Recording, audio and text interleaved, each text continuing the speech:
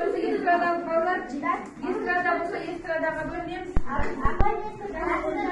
Дәстүрлі болса дәстүрліге отырыңдар. Балалар, үйге қана есіңіз жаттығуды келгенде. Benim erkek ödevde ön tasmanın üstünde onlardadır. Erkek beni ılgı ayavlanmanın karşısında hakimde ciddiye de erkeğim astonlara tabi şu yüzlüğe barıdır. Muzika, kıymalı bir және мимика арқылы бейнелеуге негізделген өнер түрі. Осындай қойылымдар өтетін орында негізделген өнер түрі. Осындай қойылымдар өтетін орында деп атайды. Сендерге сол сұрақтарды сұрайын. Ернар, неологизм дегеніміз не? Неологизм дегеніміз түрімізге жазғы егер сөзі мұра, ұзын, еканға бәрді. Берім сұлу. Диалект дегеніміз не? Алтау жайнақты сөздері диалект мысалы Шымкент қаласында жұмыртқаны тұқым дейді. Алматы қаласында шалғарды сым деп атайды. Жарайсың, отыра ғой. Хамайыл. Ең алғашқы қандай қойылыммен ашылды?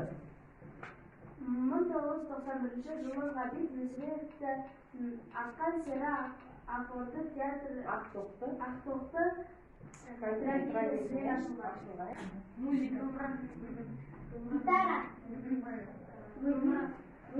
Хамайыл дұрыс өте өнер. Балалар, бүгінгі тақырыбымызға осы өнер деген сөз қатысты ма? Қатысты деп ойлайсыңдар ма?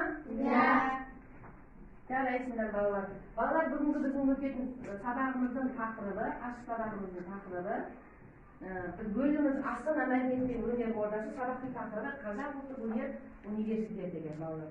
Біздің мақсатымыз, сабақтың мақсаты, оқу және тыңдау материалдары бойынша негізгі сөйлемдерді іріктеп отырып жинақы мәтін жазу, неологизм, диалект сөз, кәсіби сөздерді қолданылатын түсіну және ажырата білу екен балалар. Театрлар, пьесалар бәрі кіреді балалар, иә? Енді біздің балалар бүгін бірінші тапсырмамызды орындайықшы біз. Көгершін әдісі арқылы балалар қанатты сөздерді көтерілген көгершіннен хат әдісі арқылы берілген қанатты сөздерді негізге алып көтерілген мәселе бойынша ой тұжырымдап жазамыз. Бұл балалар топтық жұмыс. Осынша бұл кітапта да бар. Қайсысыңызға қайсы тұжырым түсті, сол бойынша сіздер топпен жұмыс жасайсыздар. Жансая оқи ғой. Музыка жас адамның ішкі дүниесін байытып, әр дәуірдегі қоғамдық өмірдің түрлі құбылыстарын дұрыс түсінуге көмектеседі. Ахмет Жұбанов.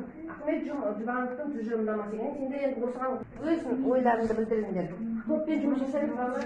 Сендерге адамды қалпына түсіруге байсалды, адамды ылғи да бір қалыпта ұстауға музыканың құдіреті әбден жетеді. Оны кім айтқан екен? Әбу Насыр әл-Фараби.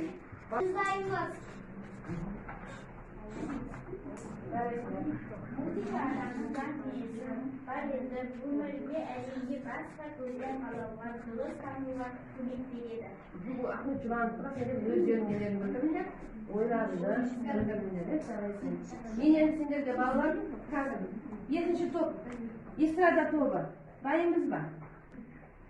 Махамбетова Милана оқи ғой бағыңыз.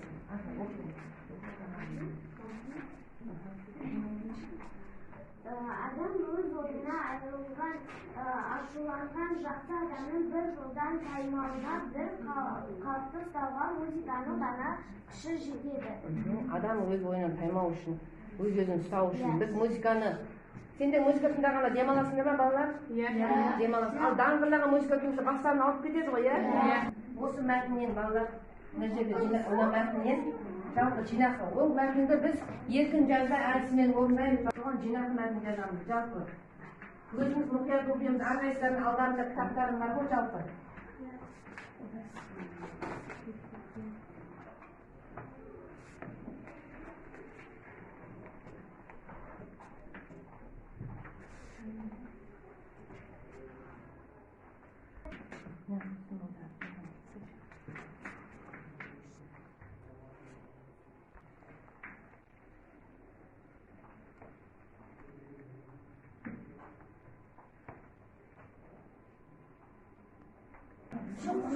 Кластер әдіс арқылы балалар, ол жерде 4 шарт тоғыда не деген екен? Topпен жұмыс. 4-ші аттуына не десті?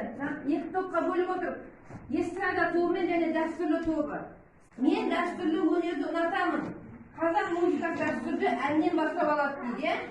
Екінші, мен эстрадалық әндерді ұнатамын. Бұл әндердің болашағы зор.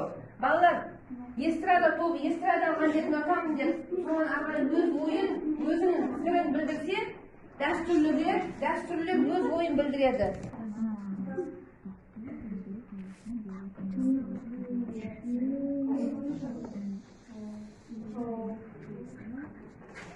Бәрі өз ойларын жазасыңдар ғой.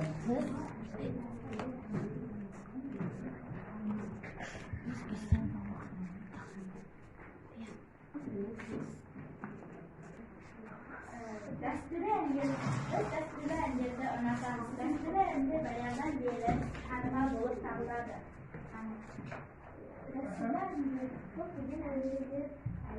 Мысалы, Серік Жақсығұлов, Дәуренбек Әріпбекұлы.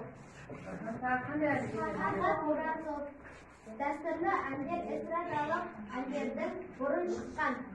Эстрадалық өлеңдерді қатты ұнатамын. Эстрадалық әншілер өте көп. Мысалы, Ленар Айдар, Турағали Турәлі, Қайрат Нұртас, Асан Пердешов. Бізге Қайрат Нұртастың әндері өте қатты ұнайды. Қандай әншілер осы эстрадаға танымал болып елге басқа елдерге танылып жатқан қандай әншілер білесіз? Ленар Айдар, Димаш, Турағали Турәлі, Асан Пердешов. 1998 жылы сол Қазақ ұлттық университеті 1998 жылдан бастап сонымен бірге Астанамен бірге балалар эстрадасы дамып келе жатыр. Жалпы дәстүрлі әншілерге балқон деп жатырмын мына жерде. Эстрадалық әншілерге де сол жолмен бағаланды. Өнерді таққанымыз ұнады. Өнер ма? Өнер әдісі қызығушылықты ояту саған ұнады, е? Бүгінгі сабақ маған өте қатты ұнады. Қандай әдістер ұнады саған? Постер жасады. Постер әдісі саған ұнады, қатты. Жансая, ары қарай айтып Маған бүгінгі сабақ қатты ұнады. Мысалы, 4-ші жаттығу кластер жасау жұмысы ұнады. Бегім, 4-ші жаттығуда топпен кластер жасады. Сол да ұнады. Сосын сағда тақтаға шығып өнер ма?